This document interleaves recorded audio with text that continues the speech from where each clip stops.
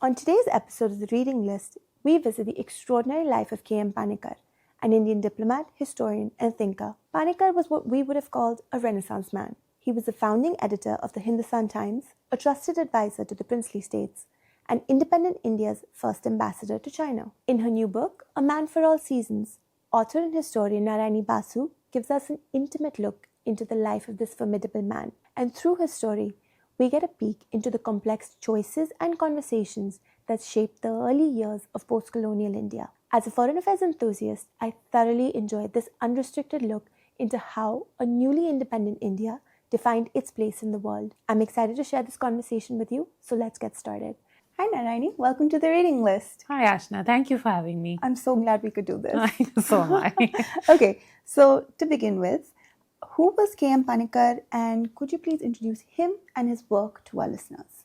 Well, I wish I had an elevator pitch for KM Panikkar. It would make my life so much easier because this was a man who from 1915 to 1963, which is the length and breadth of our freedom movement, the first 2 decades of our existence as a post-colonial nation. This was a man who did everything that you could imagine and more. He was a diplomat, he was a professor of history, he was a journalist, he was a lawyer, he was a historian, he was an administrator in the princely states, he was a member of the States Reorganization Commission. He was a poet. He was a poet. He was a writer in Malayalam. He was just too many things for me to sum up in under 30 seconds. It's fascinating to me because this is somebody who literally was everywhere you looked during all of modern India's, many of modern India's seasons. So then, why don't you tell me instead what drew you to Panikkar and why now? So honestly, I went down a bit of a research rabbit hole, right? I was researching my biography on V.P. Menon. I had heard of KM Panikkar. So in a previous lifetime, I was a policy analyst. I used to specialize in Chinese foreign policy. So I had read about KM Panikkar in his capacity as our ambassador to Nationalist China and the People's Republic of China. When I was researching my biography on VP, I came across KM Panikkar in the Chamber of Princes in a wholly different capacity. And that intrigued me because that journey from the Chamber of Princes to ambassador, how did he land up in the Chamber of Princes? How did he go from the Chamber of Princes to being our ambassador in China? What was this man's professional trajectory, right? So it all started from a rabbit hole. And then once I went down that rabbit hole, I discovered that, and this entailed so much archival work because it also happened at a very tricky time. So I began going down this during lockdown in 2020. And it took me the better part of that year and the next year to sort of get a handle on just the career trajectory alone. And this is without going into any further detail of what that was. And then, I've enumerated all his various positions. And it fascinated me to know that this was somebody who had done so much and who had thought so much about what modern India should look like, what modern India should be, what India used to be at a certain point, how we could use that to sort of get ahead and what we should look like as a post-colonial nation. Yeah. That is what intrigued me and kept me going with this book. And by the time I finished putting this together, at least what I hope what I've managed to do is to put together the portrait of a man who was fundamental in thinking about us as a nation. You describe Panikkar as impossible to pin down in his politics, in his thought, in his philosophy, right? As you were researching all of this, now you have the archives, you have his own personal writing, then you also have writing about him by other public figures. How did you go about building Panikkar up in a single narrative then? It was very difficult to do. This was a man who was incredibly prolific when it came to his own writing. So, and that was kind of the difference that I noticed as a biographer between, say, a V.P. Menon and a Panikkar. With VP, I had nothing to go on. With Panikkar, I had so much, right, that it became almost impossible to do as a task, right? Because This is somebody who wrote across the sphere, whether it was history, geopolitics, politics, poetry, literature. This was also somebody who had so much written about him, as you said. So the challenge of that became to find the man underneath all of that, right? Yeah. Like, what do you find underneath the veneer of professional writing? Who is that man? You know, what are his worldviews? What has brought him to that worldview? What has been the arc of his life that has sort of pulled him to forming an opinion on a certain subject? Those were the things that I was beginning to look for, and those were the questions that were beginning to nag at me as I read through all of this. A lot of that can be answered only by speaking to family members, descendants. Sadly, I couldn't find any one of his peers, obviously, and I wish I could have. But I did during COVID, and this is where social media came in super helpful, because a Twitter mutual put me in touch with a member of the Panikkar family. Oh, how nice. She connected me to his granddaughter and his last surviving daughter, whose name is Radha Mohan. She lives in Chennai. And I reached out to her via email during lockdown, and she was wonderful. She was so forthcoming with memories, and she was so helpful with sort of suggesting who else I could speak to in the family to sort of put a more personal face to this incredibly public figure. That helped me fill in a lot of the gaps. One of the foundations which most readers will find in this book is his own memoir, which I leaned on very heavily to sort of draw on for his recollections of his childhood, for his recollections of growing up. If Panikkar was introducing himself in a conversation right now, what do you think he would, like, what was his, like, hi, I'm Panikkar, I do ABC. What would he? He was actually somebody who led with his most recent post. Right? So this was somebody who never really said, I have done X, Y, and Z. This was somebody who, say, if he was vice chancellor of a university, would say, I am vice chancellor of X university. Yeah, the most recent post that he was holding, right? Like, he would either expect you to know what he had done, or he'd at least have expected you to have looked up what he had done, especially, I mean, if he was around. And that's such a shame now, right? Because he did so much for India and the India that we have become now. Yeah.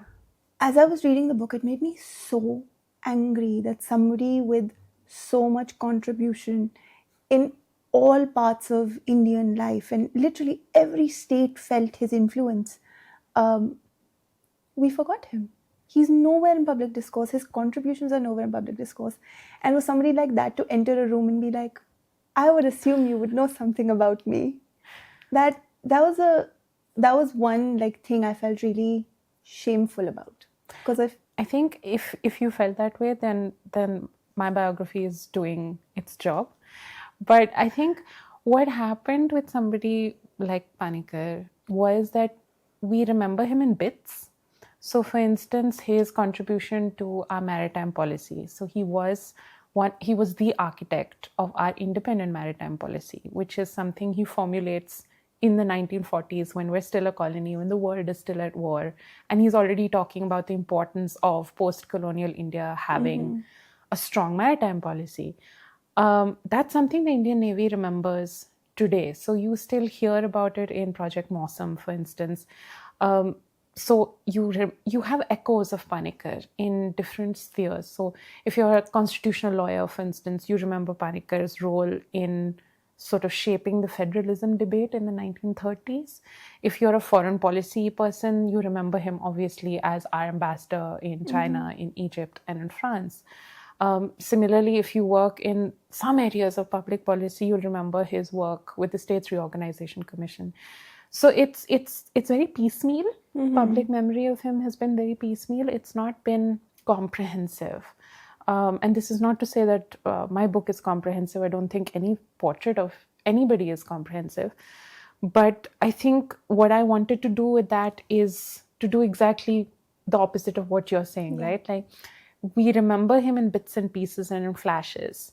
I wanted to sort of stitch together as complete a picture of this person that I could. I think you did a good job. Thank you. Panikkar's ideas do not fall neatly within the left or the right. Where do you think he would stand today in our political spectrum, and do you think he would even care about it? I don't think he would care about it. He wasn't the sort of person who cared too publicly about what people thought. He cared privately, but not publicly. That said, you're right. His ideas didn't fall very neatly either to the left or to the right. In fact, if you read his work right from the start, and I always encourage anyone who's picking up anything of Panikkar's to sort of go back right to the start, because I think particularly when you're reading Panikkar on history, when you're reading him on nationalism, when you're reading him on India's identity, I think it's important to go back right to the start and read his work right through, because there are parts of his work that do veer very closely to the right, but it never steps over the binary that we have today in 2025, right? So yes, you're right, his work doesn't fit. And I think that's the incredible importance of that work, that it speaks to a time when things didn't fit into neat little compartments. Panikkar grew up in Kavalam, which was in Travancore, which is present-day Kerala. That's right. How did growing up there and in the family that he did, with the family members that he did, influence the man that he became? Honestly, in Panikkar the schoolboy, you really would struggle to find Panikkar the man, because this was a little boy who was not sporty at all, loved his books, which is probably the only similarity that he carried forward to adulthood. He loved his grandmother. His grandmother loved him. And in fact, she was one of the dominant influences of his childhood. They had a lovely relationship. They would play games together. She would tell him stories. He had a very strict tutor who would often tie him up to the pillar of the family home, because when Panikkar was young, he used to do things like write audacious poetry to local girls, and so his tutor would tie him up to the pillar of the house, and she would sneak out and release him. There were strict figures in the family. So his grandmother's brother was somewhat of a domestic tyrant. His mother seems to have been more of the disciplinarian than a warm maternal figure. But he still retained very warm memories of her, of coming back home after school and sitting at her knees and, listening to her read from the scriptures. I think where Panikkar had this sort of brief sort of realization of the world beyond Kavalam was when he gets sent to Trivandrum to be with his elder brother and his uncle. And he's there for a while, right? And he is there at a time when Travancore and Trivandrum are going through an immense period of social change. It's the early years of the 20th century. You have the national movement picking up steam in a way that the Raj has not seen before, right? So you have the partition of Bengal happening in 1905. You have the Swadeshi movement, which sort of unites the country in the kind of fury that the empire has never seen before. Congress is also trying to figure itself out at this point. So a young Panikkar is listening to stories of, fights in the Congress and the split in the Congress in 1907 with the extremists and the moderates. We have shoes and chairs being hurled about on the banks of the Tapti River. Those are the kind of stories that he's listening to, because his uncle's house in Trivandrum it's a very tightly run ship. His uncle is a very strict man. The boys aren't allowed to linger after school. They're not allowed to make friends. What they are allowed to do is to sit in on really adult conversations. And these are conversations with local politicians, with leading journalists, with writers, with intellectuals who would drop in and just chat about what was happening in the country. So you have like this brief window of time where Panikkar is exposed to a greater world outside his house. He's then brought back home, and he's sort of bounced around between high schools. He's not doing so well in school. He's also very miserably aware of the fact that his family is beginning to talk about the fact that he is not possibly as bright as they had hoped he would be. And there's this really sad incident where I don't know how he got hold of a bottle of chloroform and drank it.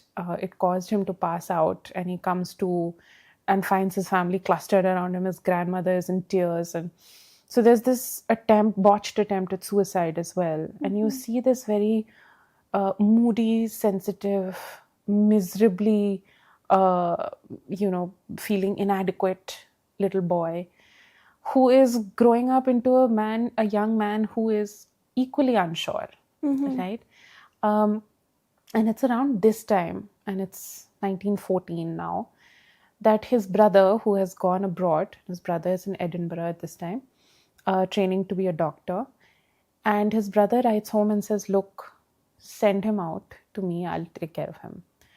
All of this obviously speaks to a childhood that is also buffered by immense generational wealth and privilege. The Panikkars were a very well-established family.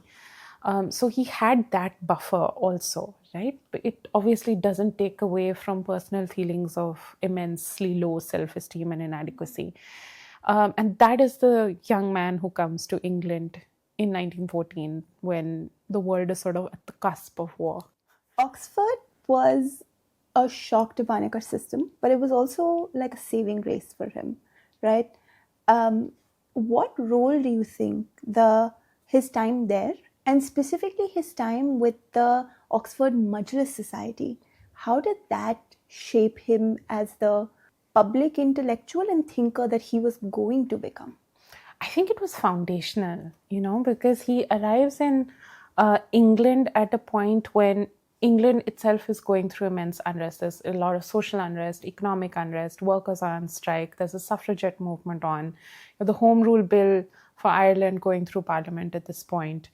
Panikkar arrives in Oxford and suddenly finds himself among peers who know a lot more about the world than he does. And this makes his sense of inadequacy flare up again. And you have this incredibly touching moment where he goes back to his brother and says, look, these guys are talking about subjects that I know nothing about. They're reading books that I have never read before, right? They're reading Shaw and Ibsen. I've not read this. So what do I do? And his brother basically gives him the money, says, read up. So he has about 10 days before he joins university, and he spends those 10 days just reading. And I think this begins a period for him, a trend for him, which lasts throughout his life, where if he didn't know something about anything, he would go back to the beginning and he would read as much as he could, which is it's the basic of being an academic, right? Yeah. This is where you go. And so he takes that back to Oxford and he joins the Oxford Majlis. Now, the Oxford Majlis essentially was a debating club. Members were basically Burmese, Ceylonese, Indians, nascent South Asia, right? Everyone was debating what empire meant for them, what nationalism meant for them. So there was immediate contact with different streams of thought, different outlooks on the world. 2 months after he arrives in England, the world is at war, right? India is at war as well as a colony. Fundamentally, that also changes Panikkar's entire perspective of the world, of the empire, of what India is to the empire. So you see him beginning to write also at this point, right? So he's not just part of the Majlis, he's also writing. So he's articulating his views across the board, and writing in particular becomes something that he does all his life, right? Till the day he dies, he's writing. He's constantly engaging with different perspectives at this point. And you see him beginning to write about citizenship. You see him beginning to write about nationalism, about what it means to be a subject of the empire, what Indians should hope for after the war, immigration rights, diaspora rights. And how old is he at this point? He's first year college, so he's around 18. I was not having those kind of thoughts when I was in college. I was really not having those thoughts either, nor was I engaging like this, right? Which is, as his biographer, I think it fascinated me because this is the point at which you see a young man at the crossroads of not just a changing India, but a changing world, right? And this is the point at which you see Panikkar beginning to absorb what that means for his country. And he never stops then engaging with that perspective. Yeah, and then he does go back to the West a little later on in his career when he's in Paris. And he meets a lot of, again, Southeast Asian people who are also a part of the empire, who are also grappling with the question of what does being a member of the empire, being a subject of the empire, but then also overthrowing the empire mean for them later on. How does his time then in Paris contrast to his time in Oxford, and how does that influence him? Well, so he goes to Paris in 1925, right? He is a bit at a crossroads again at that point.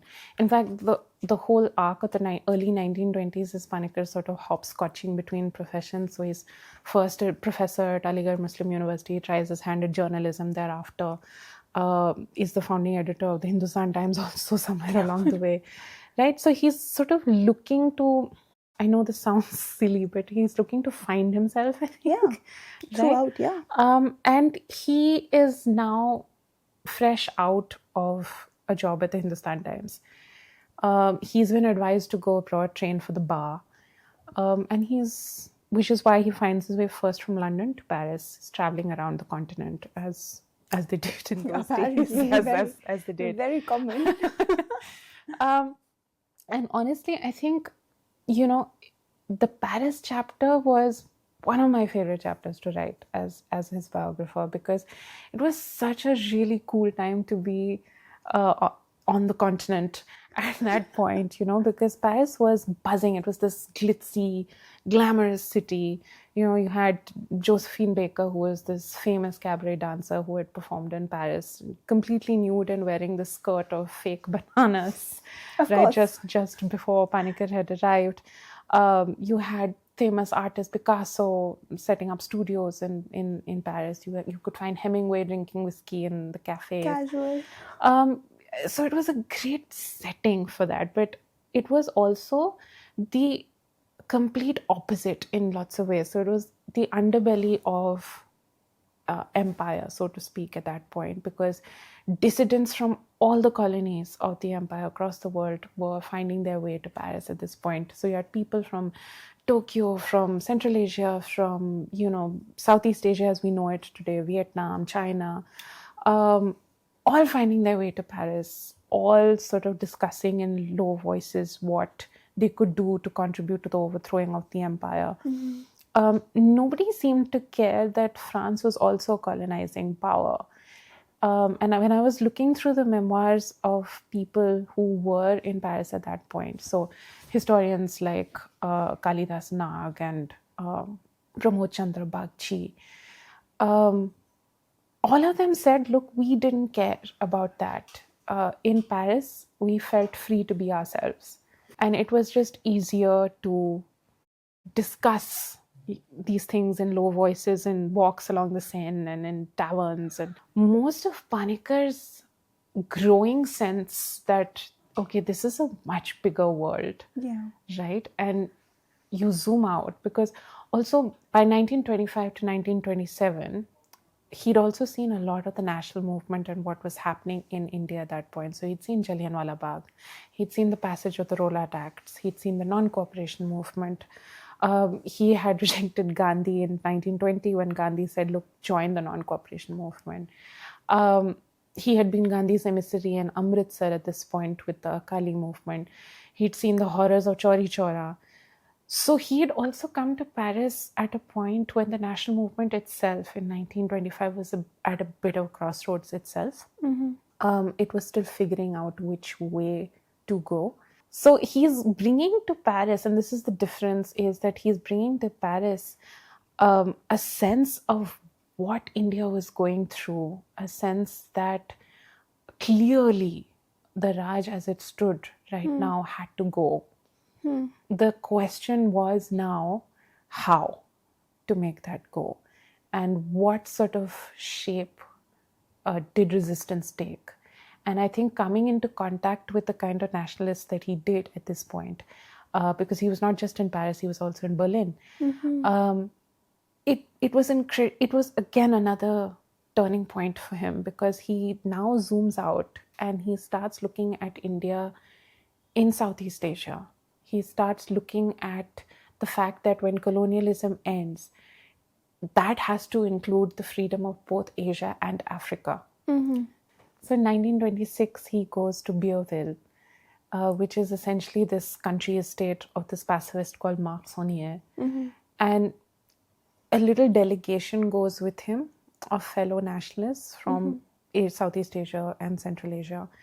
And this little delegation, and Panikkar is one of them, makes a very strong statement for the freedom of Asia, for the end of colonialism to include the freedom of Asia. Panikkar, in fact, stands up and says that for Asia, India and China become really important because they both share so much history together, and any future for Asia should include India and China. And it's an incredibly resonant statement to make given where his career will take him later. But you see him sort of beginning to understand what the ramifications of the end of colonialism will mean. And I think this is when you see Panikkar beginning to grasp what decolonization in the actual sense of the word will mean.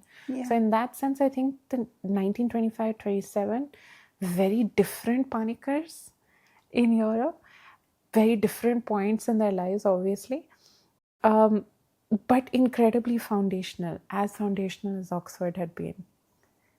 Yeah, and you also see the delegation going from the Southeast Asian countries here, asserting themselves in a way that they haven't before, in a way that even the colonial powers haven't seen them assert themselves in a way.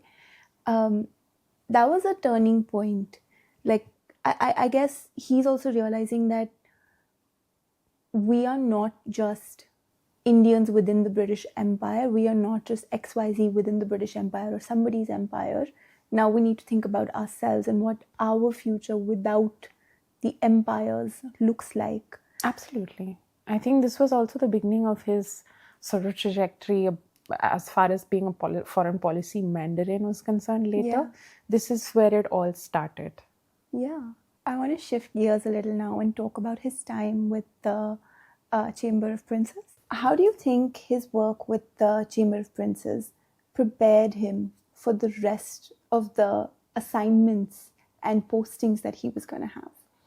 So, to put things in perspective, the Chamber of Princes was set up in 1920 in the aftermath of the First World War. It was essentially a consultative advisory body, a crumb that the Raj basically threw to the princes, right? Because in the aftermath of the First World War, the princes were sitting up and saying, okay, we contributed men and material and funds. What do we get in return? And the Raj and the princes had constantly had this evolving relationship where at certain periods of time, various princely states or many princely states got up and said, okay, what about me? What about us? Right? So they've had this constant push-pull, love-hate relationship happening. Post the First World War, the Rajas understood that, okay, India is far too commercially and strategically viable to let go of. The princes are great to have on our side, but they need to be reminded of the fact that we're the bosses here, not them. Right? So you have this sort of tug of war going on between the Raj and the princes, which is taking a very constitutional, legalistic aspect at this point. Again, a really fascinating sort of thread to pull at for me as a biographer of V.P. Menon first, because you see Panikkar stepping in possibly at the beginning of the integration process, right? Yeah. Like when you think about integration and accession, the tendency is to think about V.P. Menon said that, but the end of it, right? 47 to 51, which is when they were brought on board modern Indian Union. Panikkar comes in the late 1920s. And it's at a time when the princes are sort of looking for a more constitutional understanding of what their rights are. It's also, part of it was really funny also because lots of these princes did nothing to help their cases, right? Because they had egos that were the size of Brazil. They had so much money, more than they knew what to do with. So they were very easily lampoonable, if that's a word. But they were also very erudite, articulate men in their own right. So the same men who had all these quirks could also put together a constitutional document that was remarkably erudite and articulate. Panikkar is beginning to think more deeply about the princes at this stage.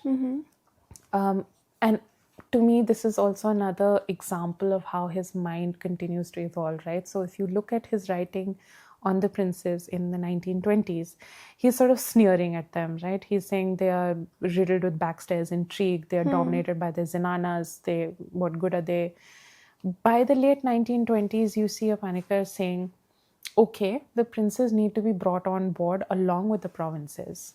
Both need to pull together because, actually speaking, the princely states are great laboratories of self-governance, great laboratories of preserving regional identity. And frankly, the Congress should learn that these are going to be indispensable going forward. Of course. Right?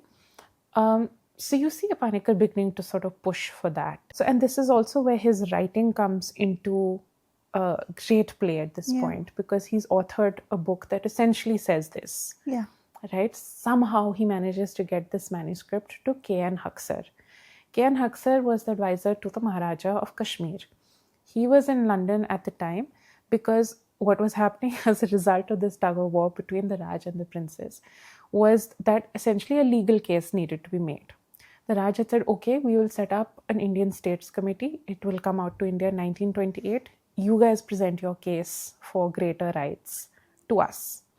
Right? So K.N. Haksar was in London to look for legal representation. And had gone to a particularly delightfully named legal chamber called Coward, Chance and Co. Right? So he had been put on to first Sir John Simon, who said, sorry, I'm going out as head of the Simon Commission. Yeah. The new lawyer was Sir Leslie Scott, who was a Conservative MP also. While all of this was going on, K.M. Panikkar's manuscript finds its way to K.N. Haksar very artfully. Haksar reads it and is very interested by this argument. Now, in Panikkar's memoir, he presents it in this very random way. He says basically he was walking outside the Ritz where Haksar was staying, and Haksar saw him through the window and called him in. How dramatic. Yes, very dramatic. We don't obviously know whether that's true. Be that as it may, Haksar meets Panikkar, says, okay, this book that you've written, I think it has something that we can work with, right? Yeah. Because this was the first step towards federalism. Yeah. He offers him a job, essentially, at the court of the Maharaja of Kashmir. This begins Panikkar's journey with the princely states. And it's a journey that will last throughout the 1930s, well into the 1940s, right? So during that duration, he'll work with Kashmir, he'll work with Patiala, he'll work with Bikaner. Throughout the 1930s, what Panikkar is doing is pushing for the princes to acknowledge that federalism is the only way forward.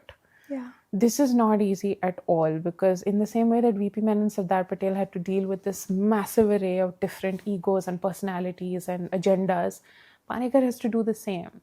So in a sense, it was very interesting to see two very different men bookending the process of integration in different ways. And I think the greatest example of how difficult it was in Panikkar's case comes with the first roundtable. And you see the multitude of interests that are being projected at the first roundtable. It's an incredibly important moment because you have Indians sitting down, prince and politician, for the first time as equals across the table to make their case heard. The trouble was that there were too many cases involved, right? The political leaders had come with the cause for dominion status. And this was coming off of what was happening internationally in the world at this point. So the Balfour Declaration had happened in 1926, which basically said that a dominion was going to be a self-governing entity within the empire, right? We're not going to leave you. Yeah, Never. We're not going to leave you. So essentially, they had come with that. the princes had come with federalism. Yeah. Right? You also had the Muslim League, which had its own agenda of... Who set the agenda for the roundtable conferences? Oh my God. There was just too much happening at this point, right? Basically, why it tanked was, of course, communalism and the Hindu-Muslim divide. Yeah. But where Panikkar was running into difficulties was the fact that princes were not getting on. Lots of princes, like Hyderabad, for instance. Hyderabad said, but we don't want to be part of this. Yeah.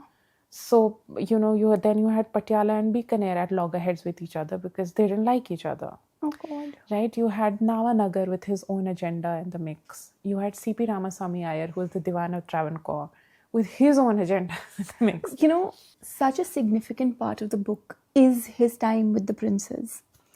And reading those, I just wanted to shake somebody. Yeah. So I was like, oh my God, these are people who will set the course of history, who are going to decide the future of their people.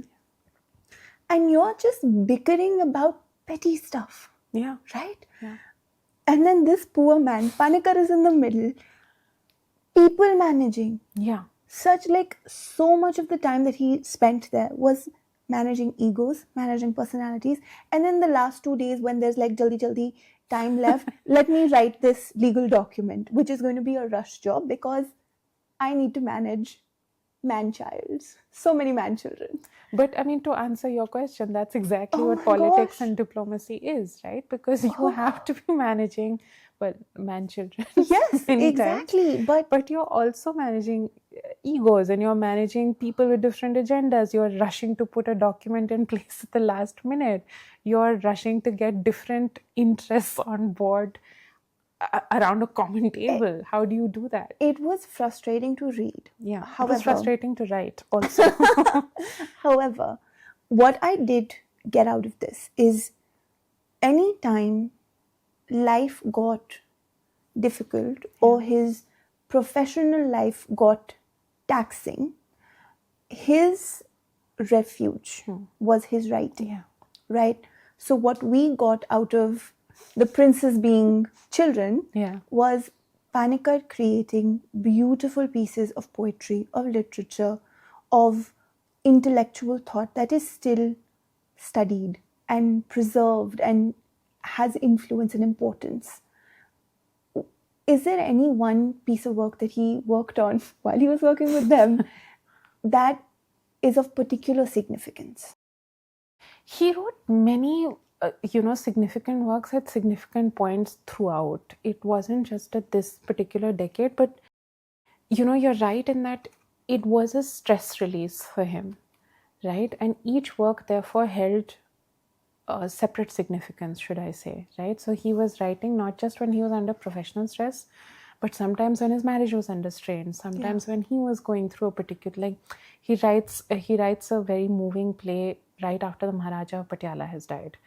And he's writing this in grief. He's writing this because, he held the Maharaja of Patiala in great esteem. So you see a different side of Panikkar coming out in his Malayalam, fiction and poetry. It's not a side that I, had the scope or the sanity to explore in this book. I definitely think there's another book waiting to be written on this subject alone, because you see a far tenderer side of Panikkar emerging in those works, because he was writing about love, he was writing about home, he was writing about so many untouched parts of his personality that didn't have a chance to come out in his public and political life. And I think, it's a tragedy to me that I don't read Malayalam. I possibly should. But there's so much there waiting to be uncovered just about that side of him. I'd like us to go into Panikkar's relationship with Nehru and Gandhi now, because he first starts interacting and working with them, or for them? With them, in 1924, when he is sent as Gandhi's emissary to Amritsar. And obviously with Nehru, he worked much beyond that until his last day. But those were complicated relationships for Panikkar, right? Why do you think that is, and what significance did those relationships play in his life and in his work? Both are very different relationships, but Gandhi first meets him at a non-cooperation meeting in Aligarh when Panikkar is working at Aligarh as a professor of history. And Gandhi asks him to join the non-cooperation movement. Panikkar says, no, I'm committed to my time here. Then, like you said, he encounters Gandhi in 1924 when he is being sent as an emissary to Amritsar, where he's being sent as an emissary on behalf of the Congress to resolve the ongoing Akali issue in Punjab at this point. And the Akali essentially were bodies of volunteers who were joining to basically rid the gurudwaras of corrupt priests. And this had fractured into, again, a dispute with various stakeholders. You had the British government involved, you had the British resident involved, you had Nabha and Patiala, who didn't like each other, also involved. So this was a dispute at many levels, right? And the Congress was basically aiming to get a sort of political foothold in a region where its purchase was weak. So an Akali Sahayak Bureau was set up. Panikkar was sent to head this bureau, essentially to report back to Gandhi and Nehru. This is a point in Panikkar's life where he's decided, okay, I'm done with academia. He's done a brief sort of stint with journalism at this point in Madras, which was not very great. And he is confused. He is looking for some kind of way in which he can enter politics. Because by this point, Jallianwala Bagh, non-cooperation, all of that has happened. He now wants to contribute much more than just writing and just teaching. The best way to do that is to come to the attention of Gandhi and Nehru. Where he also feels Gandhi would be a useful person to know, so to speak, is because you also have the Vaikom movement growing in Travancore, which is the temple entry movement. So this is the moment where he's realized that the Congress needs to come on board as far as the princely states are concerned. They need to be more active in the princely states. And he's hoping that if he can pull off Amritsar successfully, that he can possibly gain a useful ally, so to speak, in Gandhi. So he goes to Amritsar. His point of contacts to report to are Gandhi himself and to Nehru, who was at that point General Secretary of the Congress. And this is the point at which you have the relationship between Panikkar and Nehru developing. And it was very funny to follow it also, because you have Panikkar managing to pull off Amritsar successfully. He's now looking for a greater role to play in this nebulous field of politics. Nehru, on the other hand, has read Panikkar's work by this point. Nehru is interested in putting out a greater history of the independence movement, essentially a PR position, right? To let the world know where India is in its freedom struggle. So he offers Panikkar the position of writing a history of the non-cooperation movement. Which is still ongoing, which is still not done. Which is still not done, right? Panikkar is incredibly annoyed because that's not the outcome that he was hoping for. So you have this really, weeks-long period in the archives where you have Nehru writing with mounting frustration to Amritsar, to Panikkar, saying, okay, but where have you disappeared? What is going on? Rumors are beginning to circulate of a national daily possibly being set up by Panikkar. He's writing to Panikkar saying, is this true? But what's going to happen to our project about the non-cooperation movement? Where does that leave us? Where does that leave the Bureau? There's nothing, there's silence, right? So Panikkar has ghosted Nehru, essentially. Right? Now, for somebody who wants an active career in politics, this is really not what you do. Yeah. But to Nehru's credit, he is also reluctantly respectful of this tactic, So eventually word does come across from Panikkar, from Amritsar, from various other sources that Nehru has in Amritsar, saying that, okay, Panikkar is now looking to set up a national daily. It's going to be called the Hindustan Times, funded by the Akalis. And he, again, Panikkar writes to him perfectly pleasantly, letting him know that this is on the cards. And it starts a relationship between both of these men that will last, as you said, till the day Panikkar dies.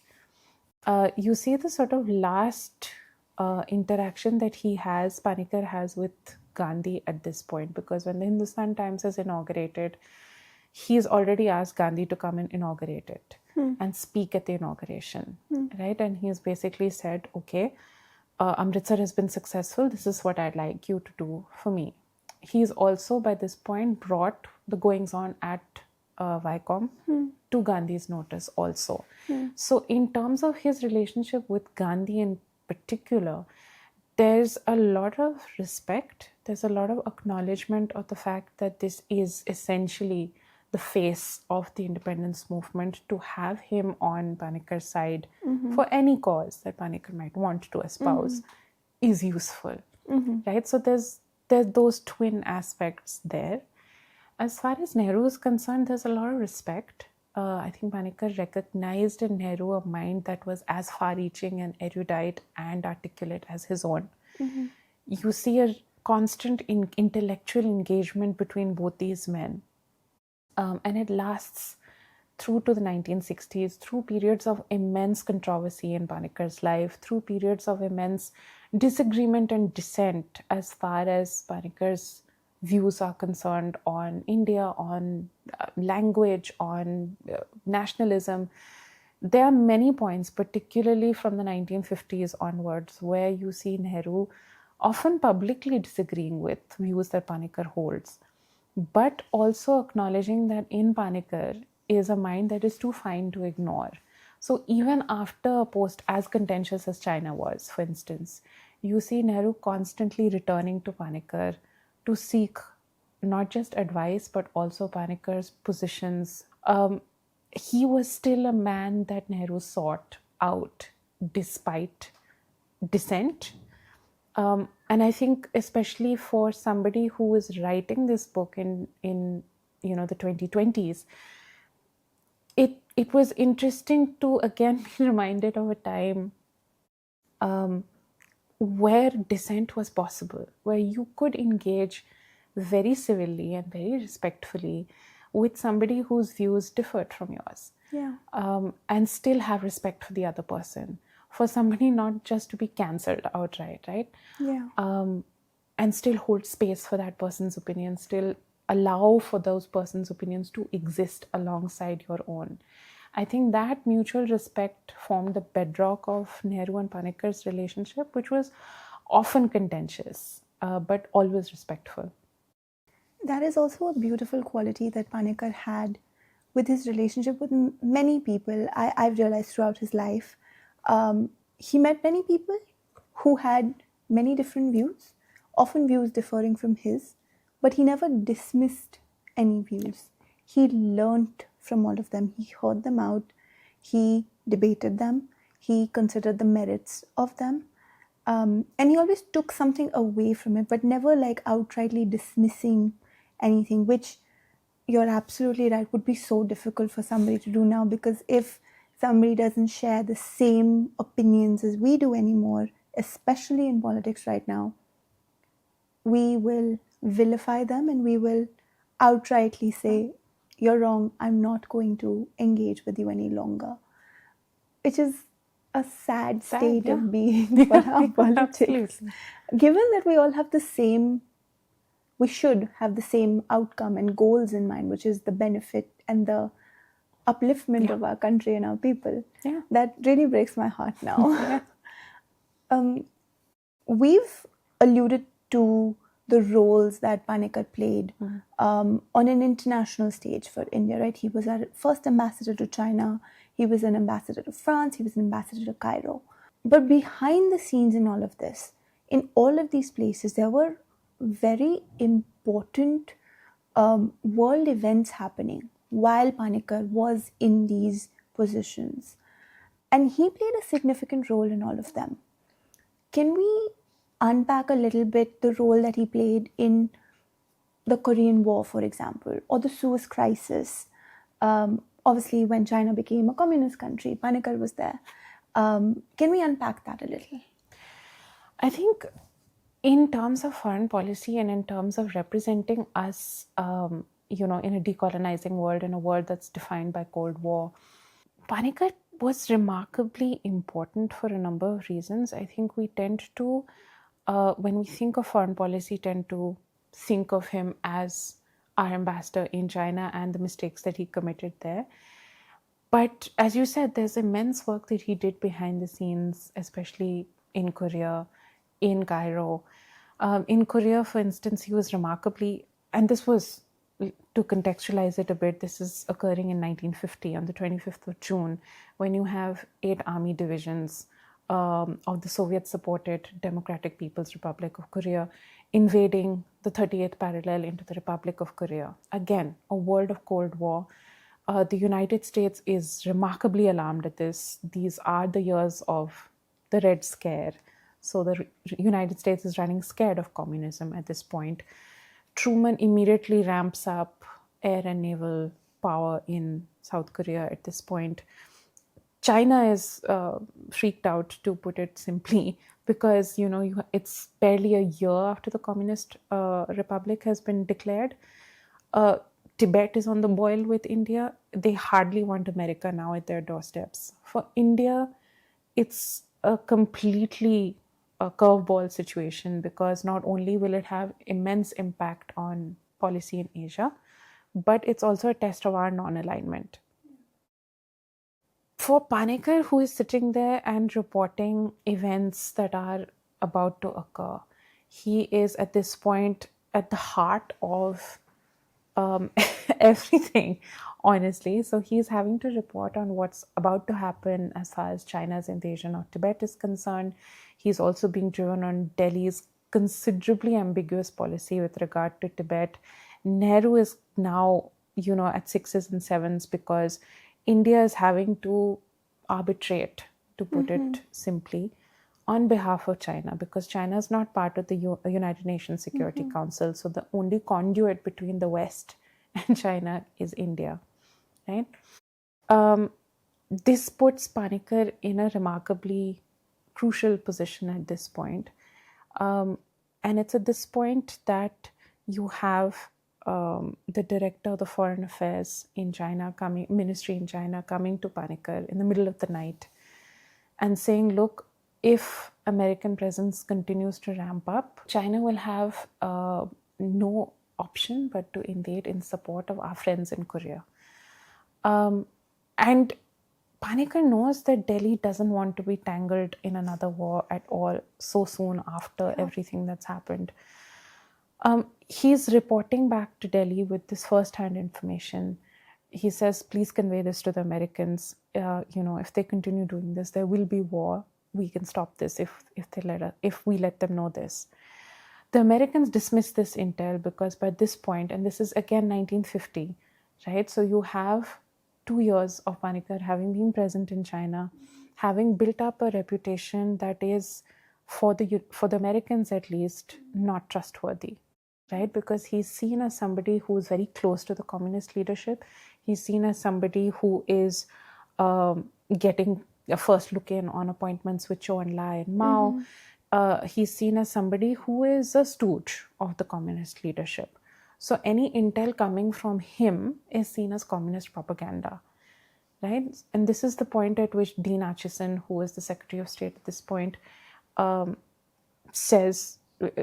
this term called Panicky Panikkar, right? And Panicky Panikkar does the rounds of all the foreign policy circle gossip. He must have right? hated that. He hated it because it made headlines at some point because it's a great catchphrase. It made headlines. And Nehru, you have this point where Nehru's trying to comfort him and saying, don't worry, stuff like this happens all the time. And you have Panikkar, who is an incredibly proud man, being incredibly hurt because at no stage is he a communist. Yeah. Right? Yes, he was very swept away by the communist leaders and by the communist potential of the communist leadership that he felt. But he was not a communist, and he definitely had the right intel at this point. It was just disregarded, right? And obviously, the ramifications of the fallout of his ambassadorship in China are immense and, very much too detailed to go into now. But he continues playing a really important role behind the scenes in foreign policy for us. So in Cairo, in particular, he is extremely influential in behind the scenes conversations with regard to Sudan. So what is happening in Egypt at this point is that you have Jamal Abdel Nasser coming to power. He is looking to establish a republic. They want control. The Egyptians want control of Sudan. The British hold control of Sudan at this point. Of course they do. Right? Of course they do. So the key here is how to get the British to leave. The Egyptians try and force the situation by abrogating a treaty that is in existence and encouraging anti-British movements in Sudan at this point. Panikkar goes to meet the minister in charge of Sudanese affairs and says, look, your best bet is to ensure that the British leave, and your best bet is to encourage the independence of Sudan. Throw your lot in with local Sudanese nationalists so that the British have no choice but to say, okay, we can't not support the independence of Sudan if they're supporting the independence of Sudan. And that is eventually what happens, right? And it's an incredibly important moment for geopolitical history in which Panikkar has played a very influential role behind the scenes, right? And when the British are leaving, they essentially say, okay, there has to be some kind of democratic setup. Elections have to be held in Sudan. Is there anyone you can recommend to sort of oversee elections there? And so Panikkar is the guy who recommends Sukumar Sen, who was our first chief election commissioner, to essentially go out and oversee elections in Sudan at that point. Oh my God, that's amazing. Yeah. So he was incredibly influential behind the scenes in lots of areas. So one thing I got from the book, and I feel like this is something that you also repeat multiple times, which is his own memoir is silent on these remarkable contributions and achievements that he makes throughout his career. Why do you think that is? I think it's a mix of choosing what to say and what not to say. For instance, his years in Paris, which I think are fascinating and so important to the man that Panikkar became, to the foreign policy architect that he became. He's completely silent. He's dismissed Paris in a few anodyne paragraphs. He's dismissed the work that he did in Bikaner, right? He's the guy who invited Sir Aurel Stein to come in and start excavating what became the site of the lost Indus Valley civilization. All of this is just stuff that he's just not mentioned. And to me, it's sad, right? Because I find that so much of what was actually fascinating in terms of the amount of work he did, the paradoxes of his career, the paradoxes of the kind of causes that he was espousing, just lie silent. So I had to do a lot of extraneous digging around those areas just to find out what he wasn't saying, because sometimes I feel like it's the silences that speak louder. And in his case, it was not always a sense of self-promotion, or a sense of wanting to shy away from the limelight. Panikkar was somebody who enjoyed the limelight. So that, to me, once I understood that about Panikkar, that is when I understood that it's actually the stuff that he wasn't saying that maybe needed to be probed a little deeper. You've now written a biography of VP Menon and Panikkar. As a woman, your research material means passing through the most intimate parts of these larger than life men. Was that difficult for you, or what was that experience like? I think the first book was very personal also in many ways, because I didn't know my great grandfather, but it became very real to me when I sat down in SOAS and I listened to his oral recordings for the first time. Oh my One of his gosh. last interviews are preserved in the H.V. Hodgson collection, and it's the last interview he ever gave. And it's a complete memory of his time in government service, all of that. And so that was a very personal moment, both as a historian and as a great granddaughter. That was a very unique moment also. So in terms of writing the biography on V.B. Menon, I was removed from the subject, but also attached to it. Yeah. Panikkar, obviously, I'm not attached to in any capacity. It was interesting to see, particularly with regard to his relationship with his wife, to the affairs that he had with two women in Europe, his relationship to his daughters as a father. That aspect was interesting to understand, because they're also two very different men who presented very differently in domestic circumstances, right? Like, I think what writing both these biographies sort of brought home to me was the fact that you can do brilliant things, but you can be less than brilliant in your home life and in your personal life. And one doesn't take away from the other, right?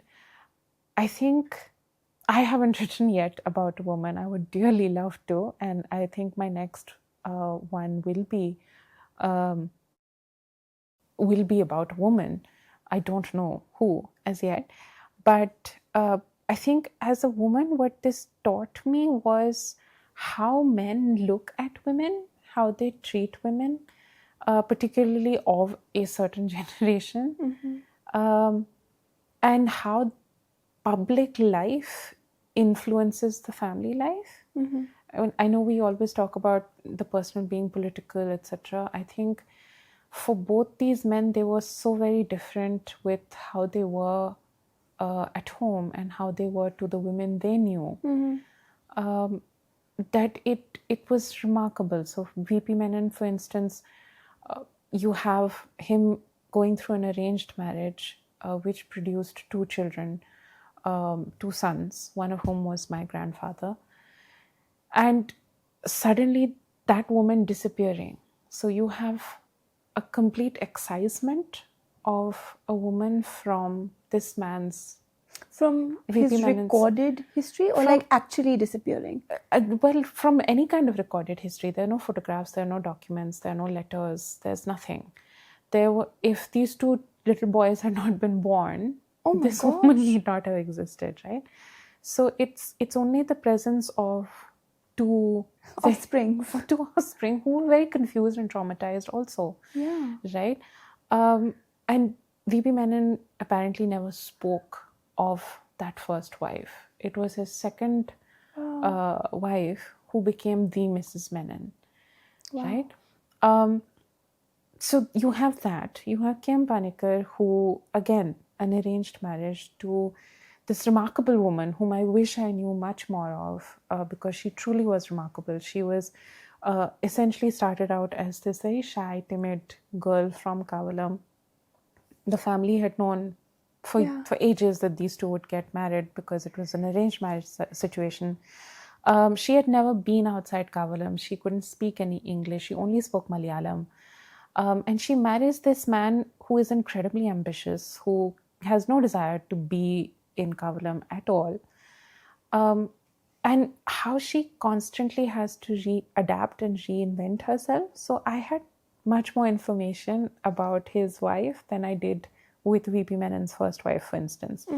And I had a remarkable woman who was strong enough to learn several languages, to take up carpentry, to carry around a little pistol. You know, when Panikkar was away, she had a little pistol. Good. To look after herself. This was somebody who completely changed and became a woman who he could talk to as equal. He could sort of exchange ideas Yeah. with her as an equal. And she had a great sense of humor. She was a very feisty woman by all accounts. And you have KM Panikkar, who was a man who greatly enjoyed a strong woman. Even when you look at his extramarital affairs, they're always with women who are remarkably strong, very intelligent, very independent women. Yeah. He encouraged his daughters to all be that kind of woman too. So you have two men who are behaving very differently, right?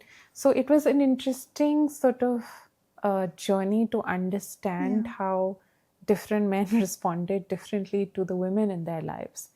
I dearly love to pursue a biography of a woman to understand how women had to deal in that time and age. But for me, this was a great and very insightful journey. Yeah. Okay. Are you ready for rapid fire now? Never. Okay. If Panikkar had Twitter or X today, what would his bio say? A man for all seasons. Very apt. You are right. It would. If you could eavesdrop on one private conversation in Panikkar's life, which one would it be and why? I think it would be two. One, I would dearly love to have been a fly on the wall during those affairs in Europe. Why? Just to know. That they actually happened. Well, yes. Well, they actually happened, but also I'd have liked to know what Panikkar sounded like when he was being flirty, because I can't seem to imagine that. And the other was, he's written these passages about Zhou and Lai having fingers that were like tender green onion shoots, and Mao being a new age Moses. I'd love to know his internal monologue when he was actually putting those words to paper. That's what I would love to know. Tender green onions. Onion shoots. Okay, very descriptive. Sure. Very specific description. He was very specific actually about descriptions of men. So, for instance, certain men, for instance, whom he encountered in college, there was a man called Dr. T.M. Nair, whom he described as having a leonine face and a very muscular body. And the Maharaja of Patiala he compared to Brahma. And it was, it was interesting. Interesting. Yes. Okay. I guess that tells you something about the times that he grew up in and how men were raised to view and think about women in very different ways as they were men then. Okay, quirky. Okay. What's the funniest serious historian thing somebody has ever asked you or expected you to do? Okay, I don't know if this counts, but I think a lot of people have expected me to be older than I am. Okay. So I don't know if this counts as a serious thing, but I think seriousness is sometimes equated with age. And I think lots of people have been a little surprised. Their loss. Their loss. They get a young female historian who knows her shit. What's one book on your bookstand right now? Selena Hastings' The Secret Lives of Somerset Maugham. Ooh, are you liking it? I love it. I love reading biographies in general. So, and this is nice and gossipy and light. Oh, okay, yes. Good, perfect. What would infuriate Panikkar about the modern world right now? I think artificial intelligence, honestly, would irritate the hell out of him, because he was not a man whose intelligence was artificial. So, yeah. But that AI would use his work and his intelligence to make itself more smarter. What would annoy him more? Fair. Yeah, I could see that.